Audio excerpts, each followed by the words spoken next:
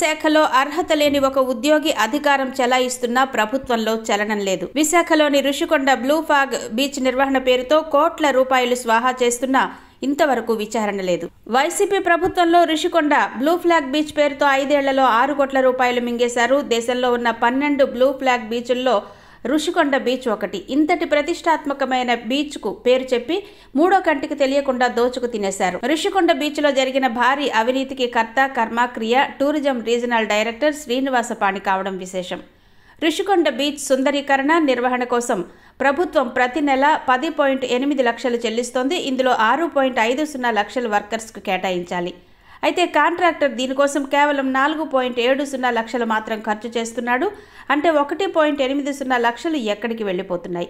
అలాగే క్లీనింగ్ కోసం వినియోగించాల్సిన కన్జ్యూమబుల్స్ కోసం 2.05 లక్షల రూపాయలు కేటాయించగా ఆ పద్దు కింద కేవలం 10,000 రూపాయలు మాత్రమే విదిలించి మిగిలిన 1,95,000 రూపాయలు నొక్కేస్తున్నాడు. ఇక యూటిలిటీస్ కోసం 1.08 లక్షలు కేటాయించగా ఈ మొత్తం సొమ్మును స్వాహా చేసేస్తున్నాడు.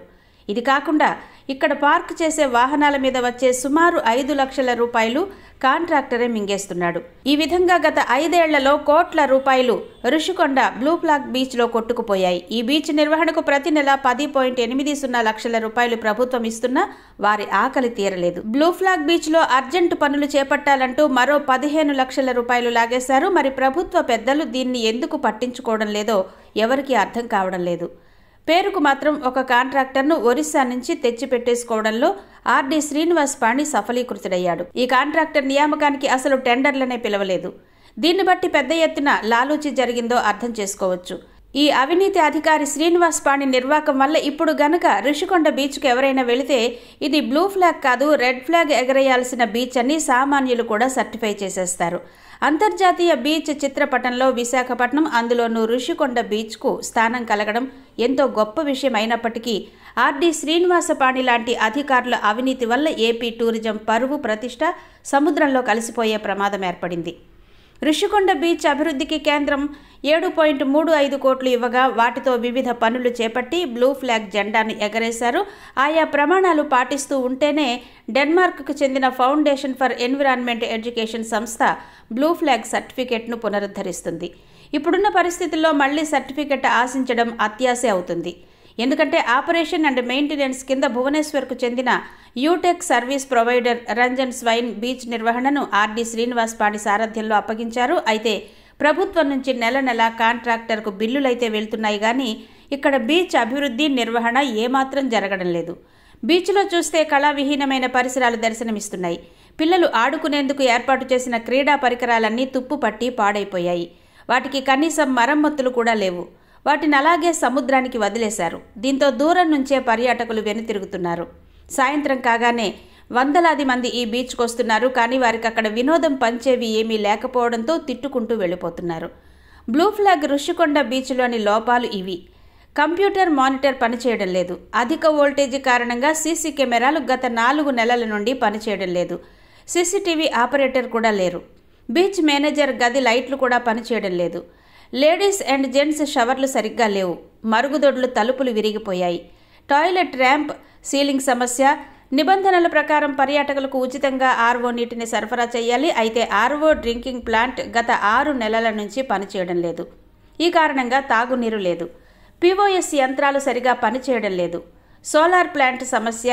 గత 2 సంవత్సరాలుగా పనిచేయడం లేదు. ఫలితంగా మొత్తం బీచ్లో సరైన లైటింగ్ లేదు. హౌస్ కీపింగ్ సామగ్రి కూడా సక్రమంగా లేదు. శుభ్రం చేయడానికి తగినన్ని చీపుర్లు కూడా ఇవ్వడం లేదు. ఎటువంటి రిజిస్టర్లు కూడా లేవు. ఒక్క పీహెచ్ కారణంగా గ్రే వాటర్ ప్లాంట్ సమస్య, చిల్డ్రన్ పార్క్ సమస్య, శిథిలావస్థలో సేఫ్ జోన్ రోప్, వాష్రూమ్స్లో ఫ్లష్ ట్యాంక్ సరిగ్గా పనిచేయడం లేదు. పార్కింగ్ జోన్ను సక్రమంగా నిర్వహించడం లేదు. అసలు బ్లూ ఫ్లాగ్ బీచ్ అంటే ఏంటి? ఇది ప్రపంచవ్యాప్తంగా గుర్తింపు పొందిన ఒక ఎకో లేబుల్. ఈ గుర్తింపు పొందడం అంత సులభం ఏమీ కాదు. డెన్మార్క్కు చెందిన ఫౌండేషన్ ఫర్ ఎన్విరాన్మెంట్ ఎడ్యుకేషన్ అనే సంస్థ ఈ సర్టిఫికెట్ ఇస్తుంది. ఈ ట్యాగ్ లైన్ ఉన్న బీచ్లకు పర్యాటకుల తాకిడి కూడా ఎక్కువగా ఉంటుంది. ఈ ట్యాగ్ ఇవ్వాలంటే ఆ సంస్థ చాలా కఠినమైన పరీక్షలే పెడుతుంది. 33 అంశాలను పరిశీలించిన తర్వాత వాటిలో పాస్ అయితే కానీ ఈ సర్టిఫికెట్ రాదు. పర్యావరణం, నీటి నాణ్యత, నిర్వహణ, పరిశుభ్రత, భద్రత ఇలా రకరకాల అంశాలను పరిశీలించి అత్యంత పరిశుభ్రమైనదిగా పరిగణిస్తూ ఈ ఎకో ట్యాగ్ లైన్ అయిన బ్లూ ఫ్లాగ్ బీచ్ అనే లోగోని ఇస్తుంది. ప్రపంచ స్థాయి ప్రతిష్టాత్మక స్వచ్ఛంద అవార్డుల్లో ఒకటైన బ్లూ ఫ్లాగ్ అవార్డులను ఉత్తమ బీచ్లకు అందజేస్తారు. బ్లూ ఫ్లాగ్ సర్టిఫికేషన్ చేజిక్కించుకోవాలంటే బీచ్లు చాలా పరిశుభ్రంగా, సర్వాంగ సుందరంగా ఉండాలి. అలాగే బీచ్ సందర్శకులకు మెరుగైన సేవలను అందించేందుకు అధికారుల కమిటీ ఉండడం తప్పనిసరి. బీచ్ల విశేషాలు చెప్పేందుకు సిబ్బంది ఉండాలి. అంతేకాదు బీచ్ టూరిస్టులకు భద్రత తప్పక అందించాలి.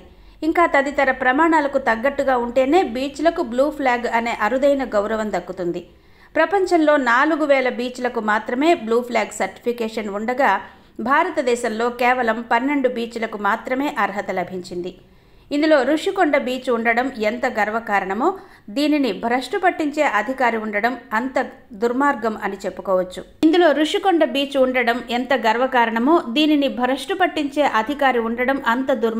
చెప్పుకోవచ్చు. ఇంతకీ ఎవరి శ్రీనివాస్ పాణి? టూరిజంతో సంబంధం లేని టూరిజం అధికారి శ్రీనివాస్ పాణి ఆడిట్ విభాగానికి చెందిన ఉద్యోగి. అయితే తన రాజకీయ పలుకుబడిని ఉపయోగించి వైసీపీ ప్రభుత్వంలో 6 జిల్లాలు టూరిజం అధికారిగా 2022 జూలైలో అడుగుపెట్టారు.